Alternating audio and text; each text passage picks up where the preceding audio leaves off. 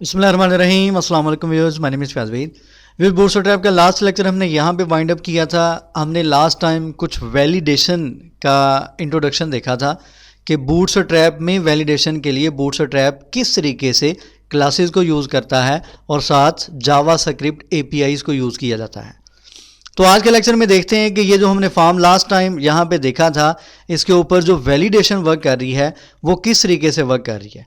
ये मेरे पास कोड है, इस कोड को मैं यहाँ से कॉपी करता हूँ और यहाँ पे हम इसको करते हैं पेस्ट करने के बाद इसको सेव करें और ब्राउज़र में रिफ़्रेश करें तो हमारे पास यहाँ पे एक फॉर्म नज़र आ रहा है, ठीक है, जिसमें फर्स्ट नेम है, लास्ट नेम है, सिटी है और स्टेट है और जिप कोड है। उसके बाद एक चेक बॉक्स है agree to terms and conditions का। देन यहाँ पे सबमिट फॉर्म है। यहाँ पे उसने बाय डिफ़ॉल्ट फर्स्ट नेम और लास्ट नेम में वैल्यूज़ लिख दी हैं, उसको हम यहाँ पे कोड में डिस्कस कर लेते हैं। अच्छा, फॉर्म क्रिएट आप पहले भी 12 कर चुके हैं, इसलिए यहाँ पे कोई ऐसी चीज़ नहीं है। जो नई क्लासेस यहाँ पे यूज़ की गई हैं उसको मैं यहाँ पे आपको बता देता हूँ। यहाँ पे उसने सबसे पहले फॉर्म का जो टैग यूज़ किया है उसके ऊपर आपने क्लास यूज़ करनी है नीड्स वैलिडेशन के नाम से, ठीक है। नीड्स वैलिडेशन की क्लास उसने यहाँ यूज़ की है और यहाँ पे एक एट्रीब्यूट यूज़ किया है नो वैलिडेट के नाम से, जो कि हमने लास्ट टाइम यहाँ पे डिस्कस किया था।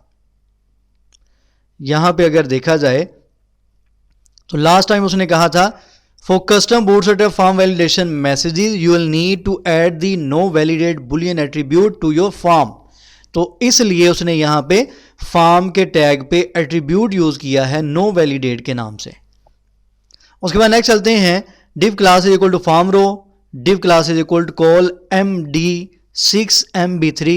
उसने यहाँ पे कॉलम बेसिकली 2 कर दिए हैं, 6 फर्स्ट नेम के लिए और 6 कॉलम उसने दे दिए हैं लास्ट नेम के लिए। इसलिए आपको यहाँ पे जो फॉर्म नज़र आ रहा है उसके यहाँ पे 2 कॉलम्स आपको यहाँ पे नज़र आ रहे हैं। और यहाँ पे label for is equal to validation custom 1 first name, input type is equal to text, class is equal to form control, ID is equal to this, value is equal to, ये देखें यहाँ पे बेसिकली उसने value दी है mark के नाम से, ठीक है। फॉर एग्जाम्पल मैं यहाँ पे इसको कर देता हूँ अली और यहाँ पे लास्ट नेम में यूज़ कर लेते हैं फॉर एग्जाम्पल अहमद। इसको अगर रिफ्रेश करें तो ये बाय डिफ़ॉल्ट अगर तो आप फील्ड में वैल्यूज़ इस तरीके से शो करवाना चाहते हैं। ये 1-2 दिन पहले एक मैसेज भी था किसी स्टूडेंट की तरफ से कि ये वैल्यू का जो एट्रीब्यूट यूज़ किया जाता है फॉर्म में, उसका क्या मकसद होता है। तो उसका मकसद बेसिकली ये होता है कि अगर तो आप बाय डिफ़ॉल्ट फॉर्म में कोई वैल्यू किसी फील्ड में शो करवाना चाहते हैं तो इस तरीके से आप करवा सकते हैं। तो यहाँ पे फर्स्ट नेम की उसने वैल्यू दे दी और यहाँ पे एट्रीब्यूट यूज़ किया गया है रिक्वायर्ड का, ठीक है जी। रिक्वायर्ड का आपको पता है एट्रीब्यूट क्या करेगा, जैसे ही हम सबमिट पे क्लिक करेंगे वो कहेगा कि इस फील्ड को ये फील्ड रिक्वायर है, इस फील्ड को फिल करें।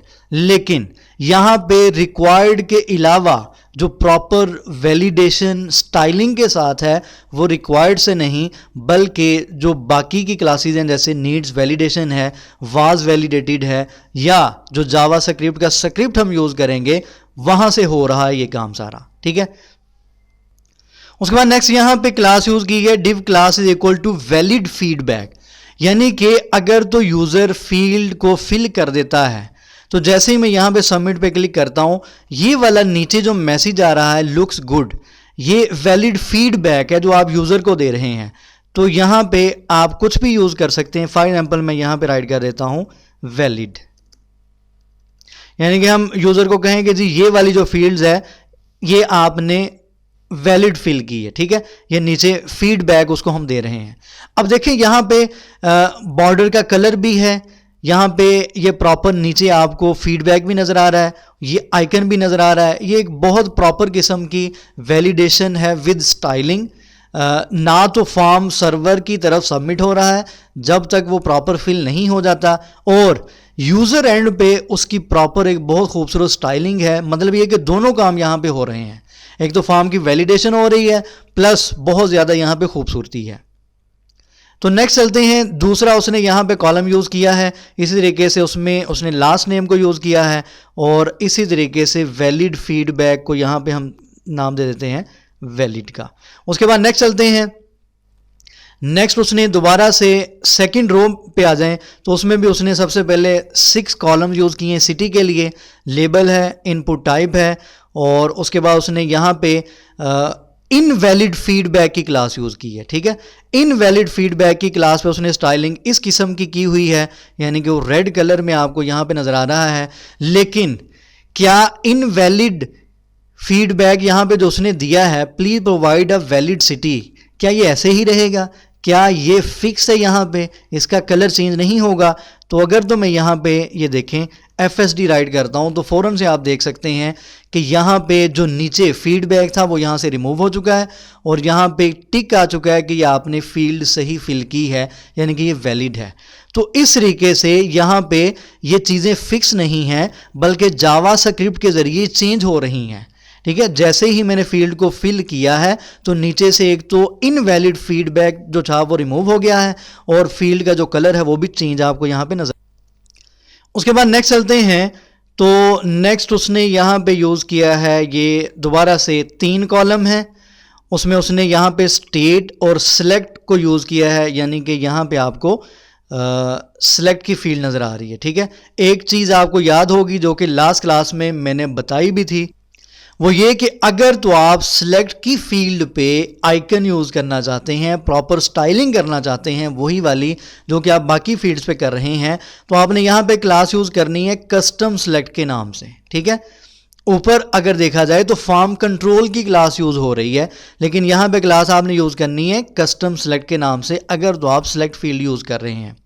ठीक है जी, उसके बाद option selected, disabled, values equal to, ये 2 एट्रीब्यूट उसने यूज़ किए हैं। उसके बाद ये फीडबैक उसने दे दिया है और लास्ट वन उसने दोबारा से 3 कॉलम यूज़ किए हैं जिप के लिए, और यहाँ पे भी उसने इनवैलिड फीडबैक की क्लास यूज़ की है। अगर तो मैं यहाँ पे फॉर्म वगैरह फिल कर देता हूँ और यहाँ पे कुछ भी राइट वगैरह मैं कर देता हूँ तो आप लोग यहाँ पे देख सकते हैं कि सारी फील्ड्स ऑटोमेटिकली वैलिड हो चुकी हैं। ठीक है, अगर मैं इसी तरीके से चेक बॉक्स पे क्लिक कर देता हूँ, ये भी आप देख सकते हैं इसका कलर भी चेंज हो गया है। तो बताने का मकसद ये है कि यहाँ पे जस्ट HTML CSS की जो क्लासेस हैं वही वर्क नहीं कर रही। अगर तो यहाँ पे जैसे ही मैं फील्ड को फिल कर रहा हूँ फ़ौरन से चेंज आ रही है, कलर चेंज हुआ, वो वैलिडेट उसको कर दिया गया, इसका मतलब ये है कि यहाँ पे जावा स्क्रिप्ट का कोड वर्क कर रहा है। ठीक है जी, और लास्ट में नीचे सबमिट का बटन है, div class is equal to form group है, सॉरी यहाँ पे चेक बॉक्स है एक, form check class is equal to label is equal to input, ये सारी चीज़ें हमने पहले डिस्कस की हुई हैं, इस वजह से आप लोग इसको अपने तौर पे देख सकते हैं। उसके बाद नेक्स्ट चलते हैं, नेक्स्ट है जी उसने लास्ट पे बटन यूज़ किया है, class is equal to button, button primary, type is equal to submit, submit, और इस तरीके से आपके सामने ये फॉर्म नज़र आ रहा है। अब अगर हम सबमिट करते हैं तो अब फॉर्म सबमिट हो जाएगा सर्वर के पास। ठीक है, तो इस तरीके से हम फॉर्म की वैलिडेशन करते हैं कि जब तक फॉर्म फिल ना हो सर्वर के साथ इसकी इंटरेक्शन नहीं होनी चाहिए, ताकि सर्वर को ऐसे जो ब्लैंक फॉर्म हैं या इनकम्प्लीट फॉर्म हैं उनको रिस्पॉन्स देने के लिए सर्वर का जो यूजेज है या सर्वर का जो टाइम है वो वहाँ पे यूटिलाइज नहीं होना चाहिए इन वेस्ट कामों के लिए। तो इस चीज़ से हमने सर्वर को बेसिकली बचाना होता है। अच्छा, ये तो हो गया सारा HTML CSS और बूटस्ट्रैप की क्लासेस की सारी गेम है। अब मेन चीज़ क्या है? मेन चीज़ ये है कि कोड के नीचे आपको एक छोटा सा जावा स्क्रिप्ट का स्क्रिप्ट यहाँ पे नज़र आ रहा है। ठीक है, यहाँ पे जावास्क्रिप्ट का स्क्रिप्ट नजर आ रहा है जो कि बेसिकली इस फॉर्म के ऊपर वर्क कर रहा है। ठीक है, जैसे ही कोई फील्ड फिल हो जाती है तो वो उसको वैलिडेट कर देता है, अगर फील्ड फिल नहीं हुई होती तो आपके सामने इनवैलिड का मैसेज आ रहा होता है।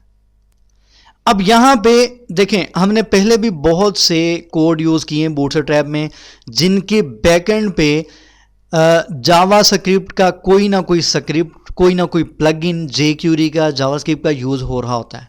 तो यहाँ पे ये भी आप समझें कि ये एक प्लगइन है जो कि यहाँ पे वर्क कर रहा है। तो इस चीज़ को जस्ट 1-2 पॉइंट यहाँ मैं बता देता हूँ।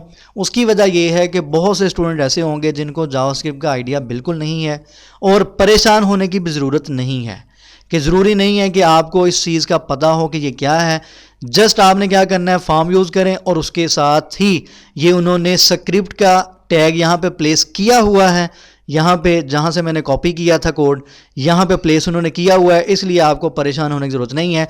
जस्ट करना क्या है, उसने यहाँ पे फंक्शन यूज़ किया है। फंक्शन यूज़ करने के बाद जैसे ही उसने कहा ऐड इवेंट लिसनर लोड, जैसे ही फॉर्म आपका लोड हो रहा है, मेन उसने यहाँ पे आपको क्या बताया, fetch all the forms we want to apply custom bootstrap validation styles to. वो कह रहा है कि यहाँ पे आपने वो सारे फॉर्म्स को फेच करना है जिनके ऊपर आप कस्टम वैलिडेशन की स्टाइलिंग अप्लाई करना चाहते हैं, यानी कि बूटस्ट्रैप की जो वैलिडेशन की स्टाइलिंग है वो अप्लाई करना चाहते हैं, वो फॉर्म यहाँ पे सिलेक्ट कर लें। तो बेसिकली उसने यहाँ पे क्या, आपके फॉर्म को एक्सेस करने के लिए उसने यहाँ पे ये क्लास यूज की है नीड्स वैलिडेशन। क्या लिखा है, var forms is equal to document dot get element by class name। ठीक है, जिन्होंने पहले पढ़ा हुआ जावास्क्रिप्ट वहां पे हम यूज करते थे document dot gate element by ID. यहां पे उसने क्या किया है, document dot gate element by class name. Class name needs validation कहां पे है, अगर तो मैं यहां पे कोड में जाता हूं, यहां पे कोड में जाते हैं तो आप देख सकते हैं कि फॉर्म जो आपका मेन फॉर्म का टैग है उसके ऊपर क्लास यूज की गई है नीड्स वैलिडेशन।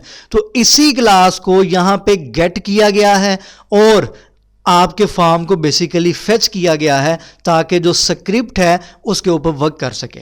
ठीक है जी, ये एक मेन पॉइंट था। उसके बाद यहां पे वाज वैलिडेटेड की क्लास यूज की गई है, जो कि लास्ट लेक्चर में मैंने बताया भी था कि आप वाज वैलिडेटेड की क्लास यूज करते हैं, जो जो फील्ड्स फिल होती जाएंगी वैलिडेट होती जाएंगी, यहां पे इस तरीके से ये वाली क्लास उसके ऊपर वर्क करेगी। बाकी आपको परेशान होने की जरूरत नहीं है कि किस तरीके से यहाँ पे loop over them and prevent submission, कि अगर तो फॉर्म वैलिडेट नहीं है, फील्ड्स फिल नहीं हुई, किस तरीके से ये स्क्रिप्ट उसको प्रिवेंट कर रहा है और किस तरीके से वैलिडेट कर रहा है। इसके लिए आपको परेशान होने की ज़रूरत नहीं है। जिनको आइडिया नहीं है तो आप बिल्कुल रिलैक्स रहें, जस्ट ये वाला कोड आप यूज़ करें कि इस तरीके से आप फॉर्म वैलिडेशन करते हैं और अपने फॉर्म को गेट करने के लिए यहाँ पे आपने क्लास कौन सी यूज़ करनी है। उम्मीद करता हूं कि आज के लेक्चर में आप लोगों ने बहुत कुछ लर्न किया होगा कि किस तरीके से आप अपने फॉर्म को वैलिडेट कर सकते हैं ताकि वो सर्वर पे उस टाइम तक सबमिट ना हो जब तक कि वो प्रॉपर फिल ना हुआ हो। तो यहाँ तक आप इसकी प्रैक्टिस करें। मुझे इजाज़त दें, इंशाल्लाह नेक्स्ट लेक्चर में मिलेंगे। दुआ में याद रखा करें और चैनल जिन्होंने सब्सक्राइब नहीं किया वो सब्सक्राइब करें। उसकी वजह ये है कि इंशाल्लाह कुछ दिनों में एक नई सीरीज़ आ रही है जिसमें इंशाल्लाह हम बहुत से डिफरेंट मेथड्स अर्निंग के देखेंगे डिटेल में। ठीक है जी, अल्लाह हाफ़िज़ नासिर।